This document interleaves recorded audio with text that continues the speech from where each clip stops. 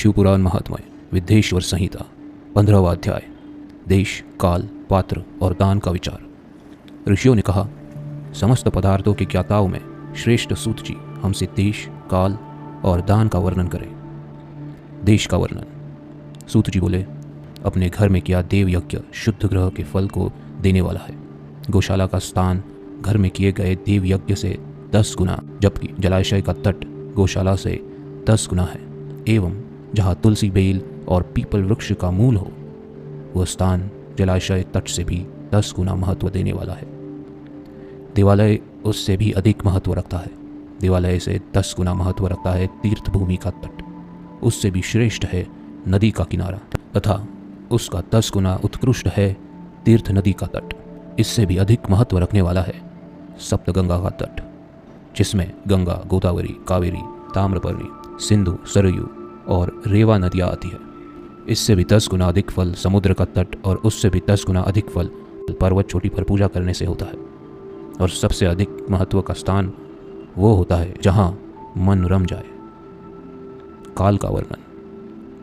सतयुग में यज्ञ, दान आदि से संपूर्ण फलों की प्राप्ति होती है। त्रेता में तिहाई, द्वापार में आधा, कलयुग में इससे भी कम फल प्राप्त होता है, परंतु शुद्ध हृदय से किया गया पूजन फल देने वाला होता है। इससे 10 गुना फल सूर्य संक्रांति के दिन, उससे 10 गुना अधिक फल तुला और मेष की संक्रांति में, तथा चंद्र ग्रहण में उससे भी 10 गुना फल मिलता है। सूर्य ग्रहण में उससे भी 10 गुना अधिक फल प्राप्त होता है। महापुरुषों के साथ में वो काल करोड़ों सूर्य ग्रहण के समान पावन है, ऐसा ज्ञानी पुरुष मानते हैं। पात्र वर्णन। तपोनिष्ठ योगी और ज्ञाननिष्ठ योगी पूजा के पात्र होते हैं, क्योंकि ये पापों के नाश के कारण होते हैं। जिस ब्राह्मण ने 24 लाख गायत्री का जप कर लिया हो, वो भी पूजा का पात्र है। वो संपूर्ण काल और भोग का दाता है। गायत्री के जप से शुद्ध हुआ ब्राह्मण परम पवित्र है। इसलिए दान, जप, होम और पूजा सभी कर्मों के लिए वही शुद्ध पात्र है। स्त्री या पुरुष जो भी भूखा हो, वही अन्नदान का पात्र है। जिसे जिस वस्तु की इच्छा हो, उसे वह वस्तु बिना मांगे ही दे दी जाए, तो दाता को उस दान का पूरा फल प्राप्त होता है। याचना करने के बाद दिया गया दान आधा ही फल देता है। सेवक को दिया दान चौथाई फल देने वाला होता है। दीन ब्राह्मण को दिए गए धन का दान दाता को इस भूताल पर 10 वर्षों तक भोग प्रदान करने वाला है। वेद वेत्ता को दान देने पर वह स्वर्ग लोक में देवताओं के वर्ष से 10 वर्षों तक दिव्य भोग देने वाला है। गुरु दक्षिणा में प्राप्त धन शुद्ध द्रव्य कहलाता है। इसका दान संपूर्ण फल देने वाला है।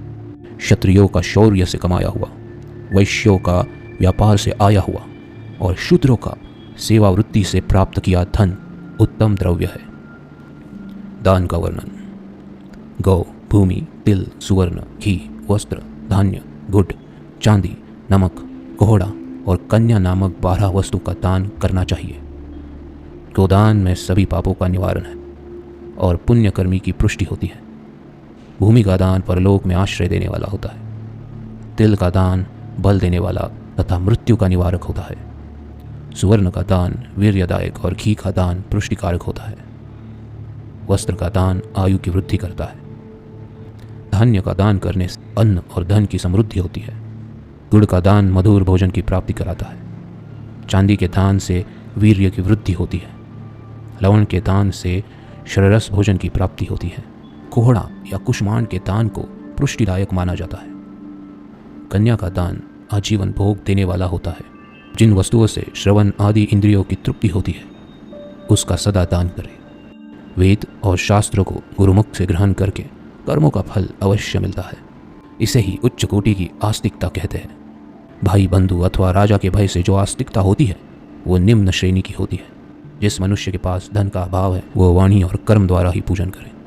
तीर्थ यात्रा और व्रत को शारीरिक पूजन माना जाता है। तपस्या और दान मनुष्य को सदा करने चाहिए। देवताओं की तृप्ति के लिए जो कुछ दान किया जाता है, वो सब प्रकार की भोग प्रदान करने वाला है। इससे इस लोक और परलोक में उत्तम जन्म और सदा सुलभ होने वाला भोग प्राप्त होता है। ईश्वर को सब कुछ समर्पित करने एवं बुद्धि से यज्ञ व दान करने से मोक्ष की प्राप्ति होती है।